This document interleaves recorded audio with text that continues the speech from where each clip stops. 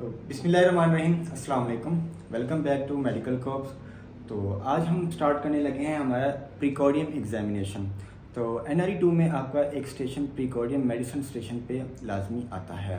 तो हम देखते हैं आज प्रीकॉर्डियम एग्जामिनेशन। तो जैसे हमारी गाइडलाइंस हैं, हमने जब जो कोई भी एग्जामिनेशन करना होता है उसकी गाइडलाइन होती हैं, तो उस हिसाब से स्टेप बाय स्टेप हमें चलना होता है। तो सबसे पहले हमने पेशेंट को एंट्रो करवाना होगा, अपना उससे कंसेंट लेना होगा। तो ये सारा काम। अब सबसे पहला काम होगा हमारी approach the patient from right side. अब ये पेशेंट हमारा यहाँ पे लेटा हुआ है और हमने पेशेंट को राइट साइड पे अप्रोच करवा लिया और हम आगे स्टार्ट करते हैं। अस्सलाम वालेकुम। जी सर। जी, मेरा नाम डॉक्टर ज़ैन इजाज़ है। जी सर। आपका नाम? अल्लाह साहब, मुझे ना आज आपके दिल का मुआयना करने के लिए कहा गया। हाँ जी। ठीक है, तो आप आराम से, ऐसा कोई मसला तो नहीं है? सर, कोई मसला नहीं। अच्छा, अल्लाह साहब, मुझे ना दौरान मुआयना आपकी ना थोड़ी कमीज़ ऊपर करनी पड़ेगी, तो आपकी इजाज़त होगी? हाँ जी। ठीक है, जो हम आपको बता देंगे जब करनी होगी। जी। आपको छाती में कहीं पे दर्द तकलीफ तो नहीं है? नहीं सर। ठीक है, आप ड्राई मेहरबानी ऊपर कर लीजिए।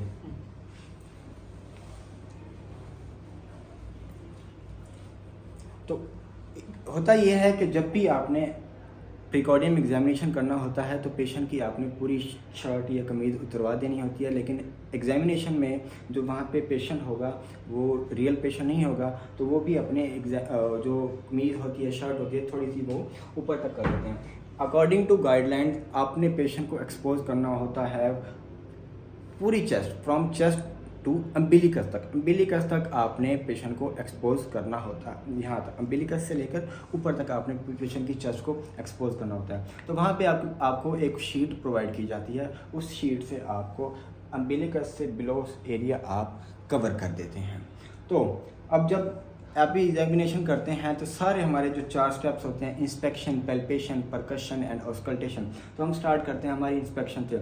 जब भी आप इंस्पेक्शन करते हैं, आपने इंस्पेक्शन करनी होती है 3 एंगल से, at the bedside, at the level of precordium and at the foot end पे। अब हम इंस्पेक्शन करने जा रहे हैं, तो जब भी आप इंस्पेक्शन करेंगे, पैल्पेशन जो भी करने हैं, उसके साथ हमने रिफ्लेक्शन भी बतानी होती है कि हम क्या देख रहे हैं और क्या हमारी फाइंडिंग्स हमने फाइंड आउट की हैं। इंस्पेक्शन करते हैं, तो सबसे पहले हम इंस्पेक्शन में प्रीकॉर्डियम करते हैं। What is precordium? Precordium is the area beneath which heart lie. जो हमारा एरिया है प्रीकॉर्डियम, जहाँ पे हमारा हार्ट लाई करता है, तो हमने प्रीकॉर्डियम को इंस्पेक्ट करना है। प्रीकॉर्डियम को इंस्पेक्ट करना है हमने सबसे पहले eight the level of bed side पे हमने एग्जामिनेशन उसको इंस्पेक्ट करना है, और फिर हमने दूसरा एंगल चेक करना है at the level of chest या प्रीकॉर्डियम के लेवल पर।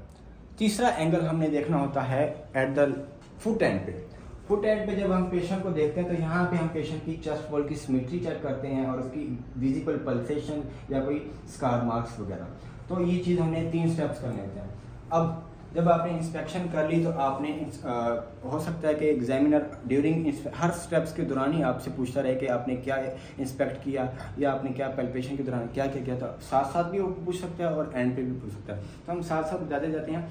ऑन इंस्पेक्शन, अब जो भी आपने करना है, इंस्पेक्शन, पैल्पेशन, परकशन, ऑस्कल्टेशन, साथ उसको मेंशन करना है कि आया कि आप प्रीकॉर्डियम कर रहे हो, आया कि आप चेस्ट कर रहे हो, आया कि आप एब्डोमेन कर रहे हो, या आप नेक लंप कर रहे हो। जो कुछ भी करे उसको मेंशन करना है। On inspection of precordium of this patient I observed that the chest wall. सबसे पहली चीज़ आपने देखी सिमेट्री ऑफ चेस्ट वॉल की सिमेट्रिकल है या एसिमेट्रिकल है, तो आपने बता देना है कि चेस्ट वॉल इज सिमेट्रिकल। तो आपने फिर दूसरी चीज़ देखनी है शेप ऑफ प्रीकॉर्डियम। शेप ऑफ प्रीकॉर्डियम क्या है? बल्ज तो नहीं है, रिट्रैक्टेड तो नहीं है, तो आपने बता दें the shape of precordium is neither bulging nor retracted. और लास्ट में आपने बता देना यहाँ पे कोई सर्जिकल स्कार मार्क तो नहीं है, no surgical scar mark noted, या visible pulsation seen, no visible pulsation seen. ये आपने कर देना होता है सारा आपका inspection. The second step is palpation. तो आप जब भी पेशेंट को हाथ लगाएंगे, आपने किसी इंस्ट्रूमेंट से पेशेंट का एग्जामिन करना है, तो ऑलवेज टेल द पेशेंट, ठीक है। तो आपने अब हम इस पैल्पेशन हमेशा हाथ से करेंगे, तो आपने उनको बताना है। अल्लाह साहब, अब मैं ना आपका मुआयना अपने हाथ से करूँगा। मैं पूरी कोशिश करूँगा आपको किसी किस्म की तकलीफ ना हो। अगर कोई भी दर्द तकलीफ हो तो आप मुझे बता दीजिएगा, ठीक है? इजाज़त है? तो सबसे पहले पैल्पेशन का फर्स्ट स्टेप है is to first step is to locate the apex beat. आपने एपिक्स बीट को लोकेट करना है। एपिक्स बीट लोकेट करने के लिए एपिक्स बीट आपकी लोकेटेड होती है at the 5th intercostal space medial to mid clavicular line. Medial to mid clavicular line आपकी एपिक्स बीट लोकेटेड होती है, तो आपने चेक करना होता है। तो आपने अपनी पैल्पेशन का फर्स्ट स्टेप क्या है, आपने अपनी जो ये रिस्ट होगी उसको प्लेस करना है below the sternum, below the sternum place करना है और आपकी फिंगर्स जानी चाहिए पेशेंट की बिलो निपल। ऐसे आपने आपकी प्लेस करके और आपने अपना हाथ यहाँ पे रख लेना है और आपने जो एपिक्स बीट है उसको पैल्पेट करना है कि पैल्पेशन हो रही है। जब 10 सेकंड तक आपने वहाँ पे अपने हाथ रखे रखना है और आपने पैल्पेशन या पल्स को फील करना है। जब आपकी पल्सेशन यहाँ पे आपको फील हो जाएगी, तो पहले आप पल्स फील कर रहे थे अपने पूरे हाथ की उंगलियों से, तो आपकी पल्सेशन यहाँ भी हो सकती है, यहाँ भी हो सकती है।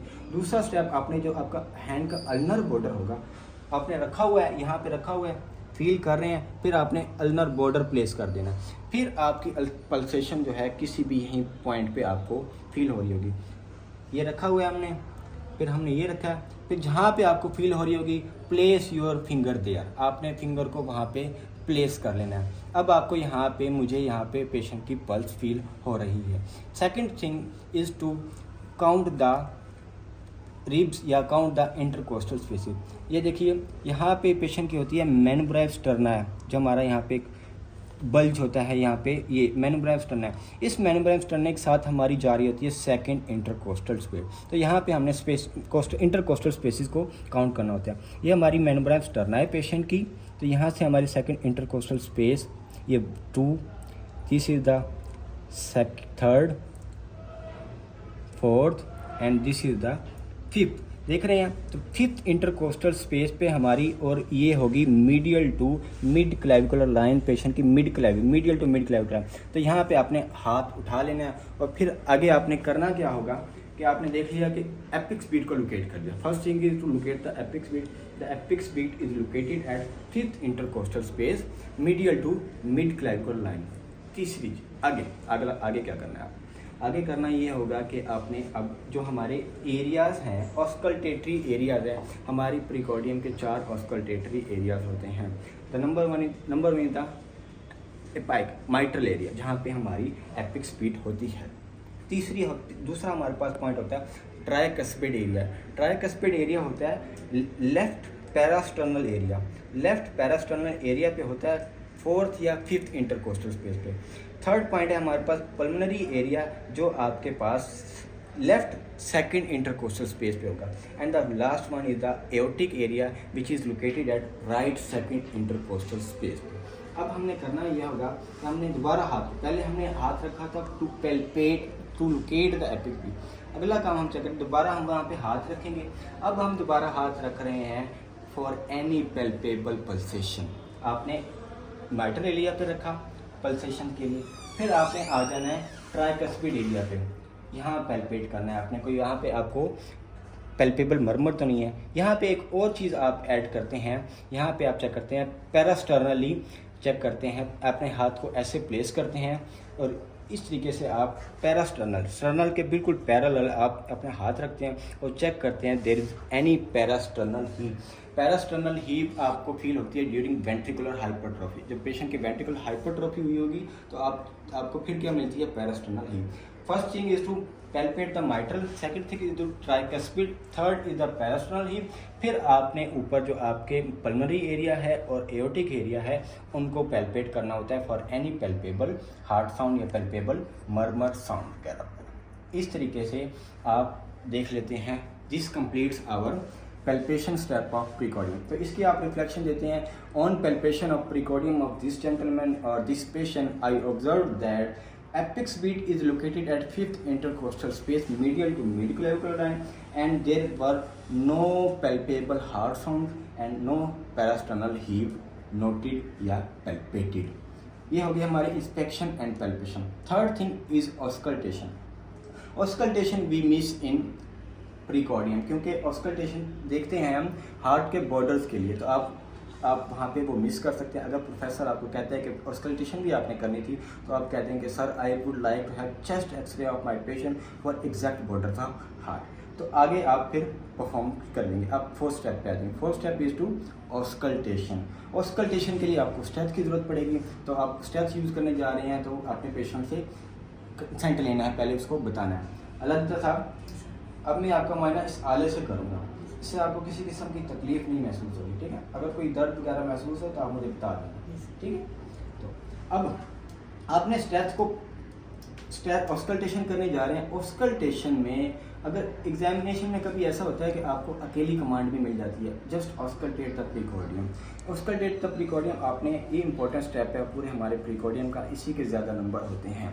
तो आपने करना ये होगा, सबसे पहला जो आपका काम होता है, अगर आपको अकेली प्रीकॉर्डियम ऑस्कल्टेशन की कमांड मिली है तो सबसे पहला आपका काम क्या होगा कि आपने एक तो बुरी, हमारी जो कैरोटिड आर्टरी है उसकी बुरी साउंड सुना। बुरी क्या होता है, एनी वेस्कुलर मरमर होता है।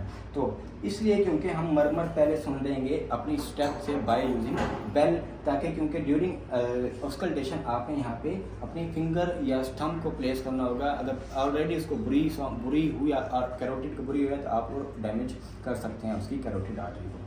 Second step is to locate the apex beat. If अगर आपको कमांड मिली है सिर्फ और सिर्फ ऑस्कल्टेशन करने की, अगर आप शुरू से इंस्पेक्शन भी की है, पैल्पेशन भी की है, फिर आप ऑस्कल्टेशन के स्टेप में हैं, तो फिर आप इसको लोकेट नहीं करेंगे क्योंकि आप पहले ही इसको लोकेट करके आ चुके हैं। अब हम पहले से लोकेट करके आ चुके हैं, हमने देख लिया था हमारी एपिक्स पेड लोकेटेड थी।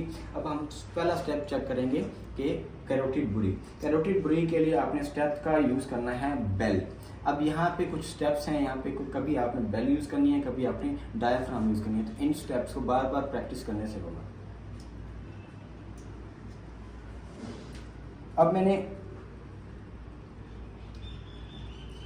बेल ऑन कर लिया है। I will locate the carotid artery.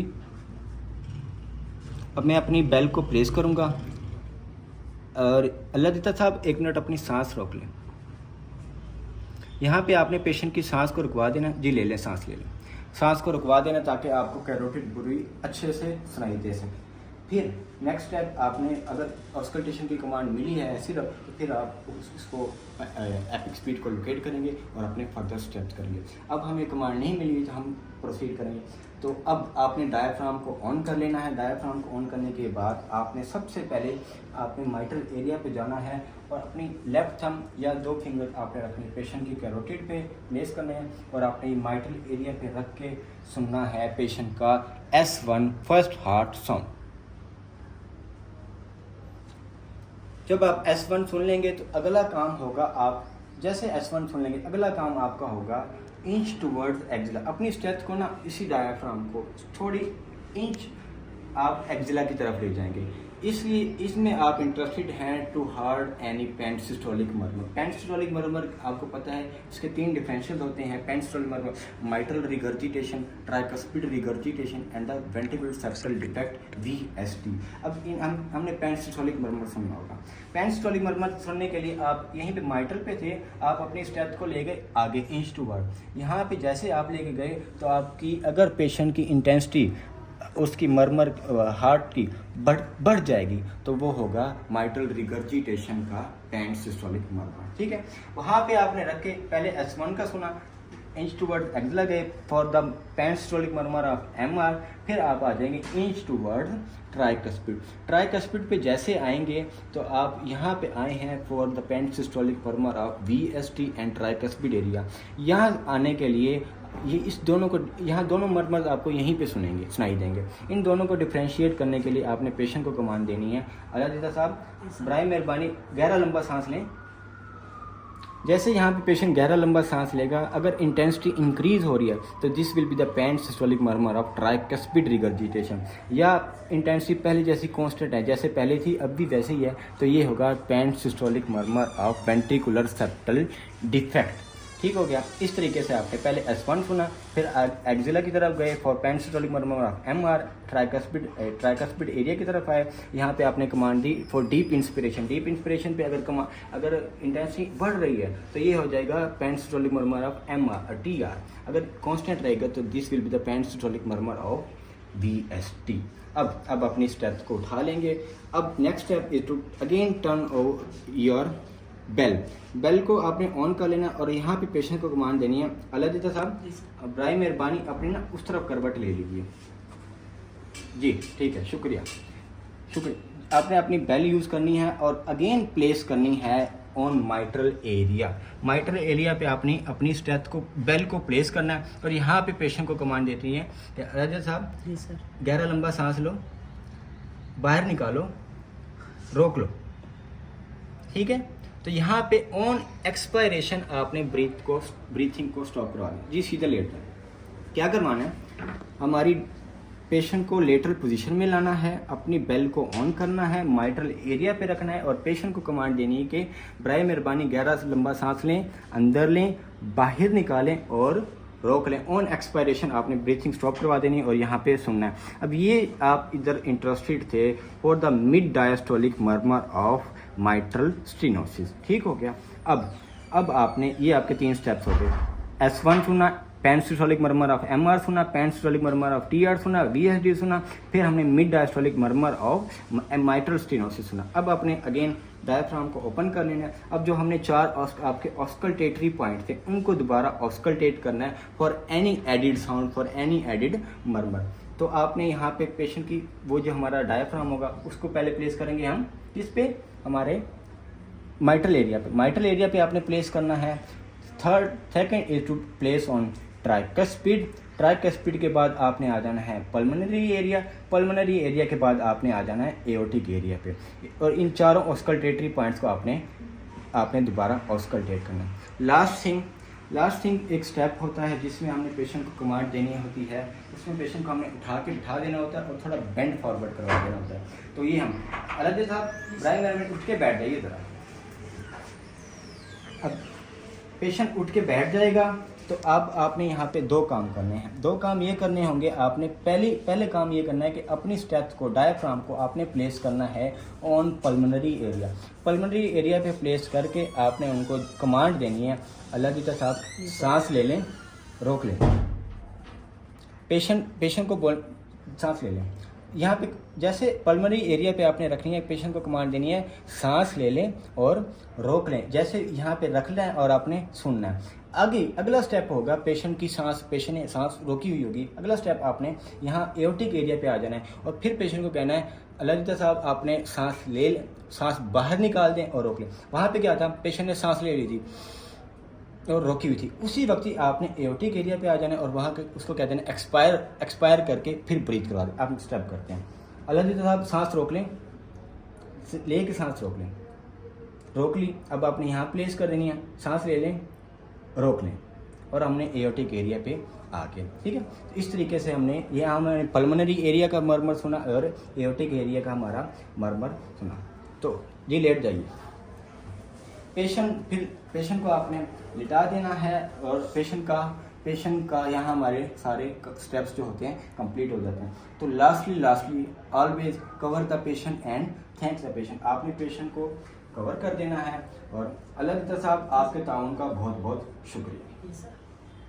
तो ये था सारा हमारा प्रीकोडियम का एग्जामिनेशन। तो इसके साथ आपको ना प्रीकोडियम एग्जामिनेशन के साथ कभी कभार वो आपसे ये भी पूछ लेते हैं relevant precordium examination, relevant respiratory examination और एनी रेलेवेंट GIT एग्जामिनेशन या एब्डोमेन एग्जामिनेशन।